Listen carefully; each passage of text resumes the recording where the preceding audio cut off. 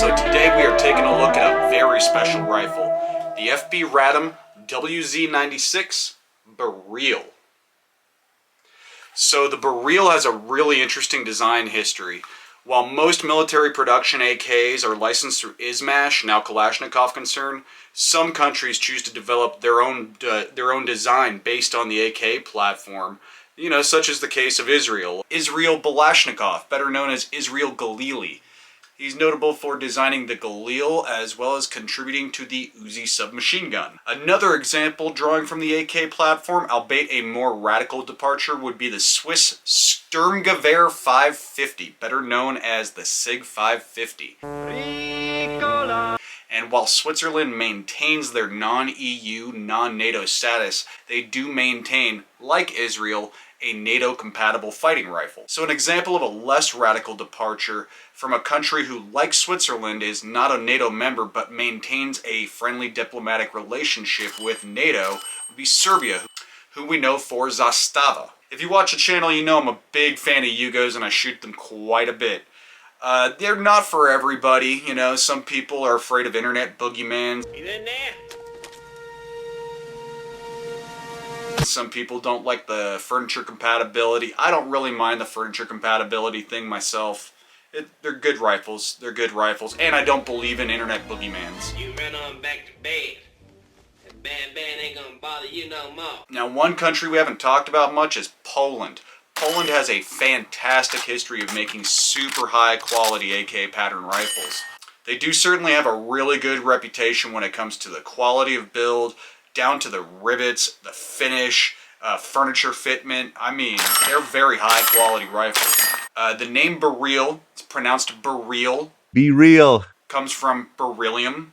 It's produced in the Fabrika Brony Wuchnik factory, hence the FB Radom.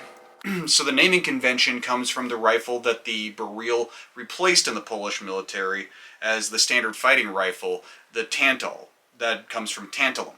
So having a fairly short service life, the Tantal's design work began back in 1984 as a 7.62 by 39 variant of the AK, with the inclusion of certain features to be able to let it shoot rifle grenades, such as the muzzle brake and the stock.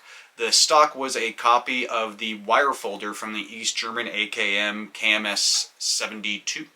And it provides a more rigid rear end as the wood would tend to crack when you fired rifle grenades. You smoke crack, don't you? The Tantal also featured a unique two-position safety, as the fire mode selection was done on the left-hand side of the rifle with your thumb. Also a unique feature, it had 3-round bursts similar to the Romanian AIM-74, but the design was borrowed heavily from an earlier prototype called the WZ-1980.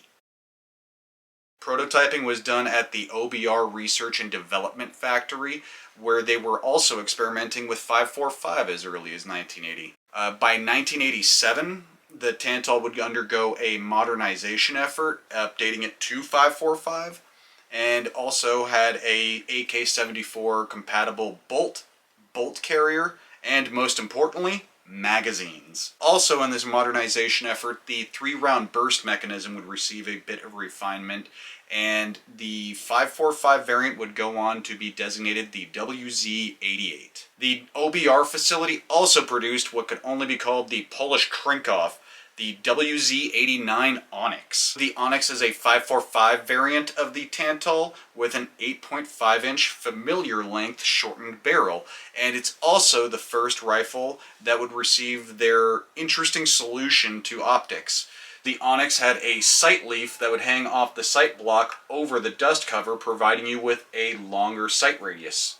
So the Onyx would stay a prototype for some time, along with their first attempt at a 5.56 gun, which was a WZ-88 in 5.56 with a night vision device. So the 5.56 experiments would continue on with the WZ-90 and 91, and both were initially rejected. However, with the fall of the Soviet Union and Poland entering talks to join NATO as early as 1990, and their democratic transition period prior to that, they would formally leave the Warsaw Pact with its dissolution in 1991.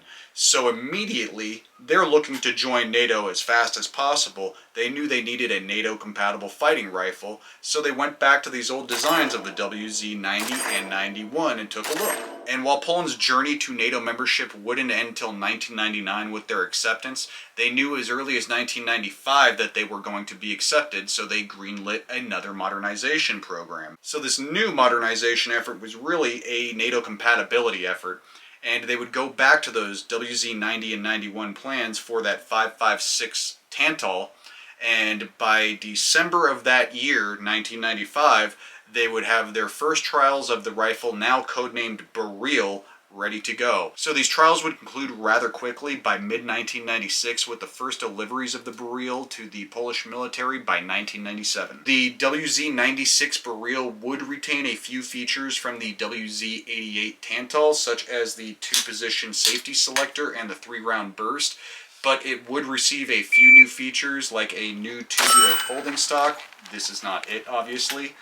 A new set of furniture, and a new muzzle device. The Beryl would also feature compatibility with a new mounting system called POPC, and you can see the mounting tab back here at the top of the stock, as well as these little notches right here. The POPC rails are unique to the Beryl. You can't fit them on other rifles. The Beryl WZ-96 would go on to have subsequent updates over the years that would redesignate it the WZ-96A. During deployment in Iraq, Polish troops would modify their rifles with a Dong handguard off of an MD-63, and reports like that are what would go on to inform the subsequent revisions. The WZ-96B would feature a new handguard that would be a modified factory handguard that featured a hole drilled in the bottom and a AK grip chopped off at the top and then screwed in and epoxied in the bottom. The sides would be sanded down and a Weaver or Picatinny rail would be attached, and the WZ-96B also formally adopted Picatinny. Prior to that, it was only Weaver rail, and Weaver rail is not a set spec. The WZ-96C would probably be the variant that people are most familiar with. That would be the variant that features a quad rail with a Picatinny mounted foregrip, a POPC 3 rail, and a collapsing buttstock that is not unlike an AR stock. There's also the WZ-96D variant, and that is just a variant that is any set of those features on a WZ-96 rifle. So if a unit orders something special like, oh, we just want the foregrip that's glued on, but we want the POPC 3 rails, that would be a WZ-96D. Both the collapsing stock and the tubular folding stock feature an unusually short length of pull, and that's due to the Polish military's infrastructure. So while there is a mounting slot here for a detachable grenade launcher, this rifle does maintain the ability to shoot rifle grenades, and it does have a shortened muzzle device that allowed them to extend the barrel up to 18 inches.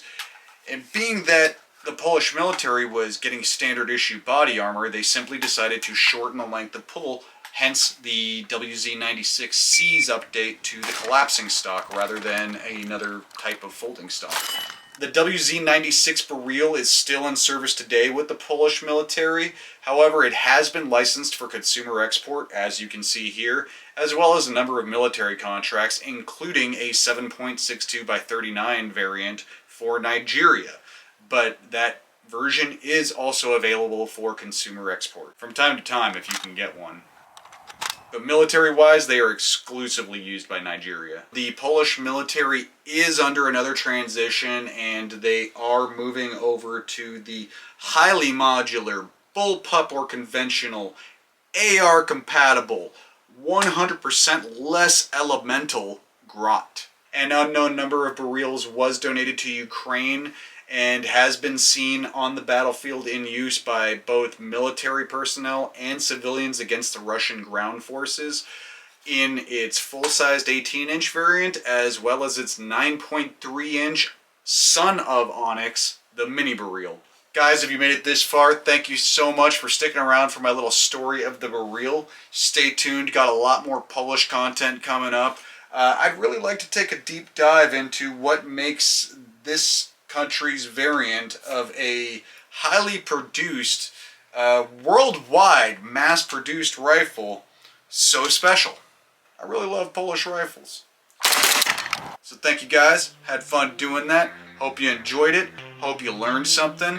If you didn't, go have fun, stay safe, do smart.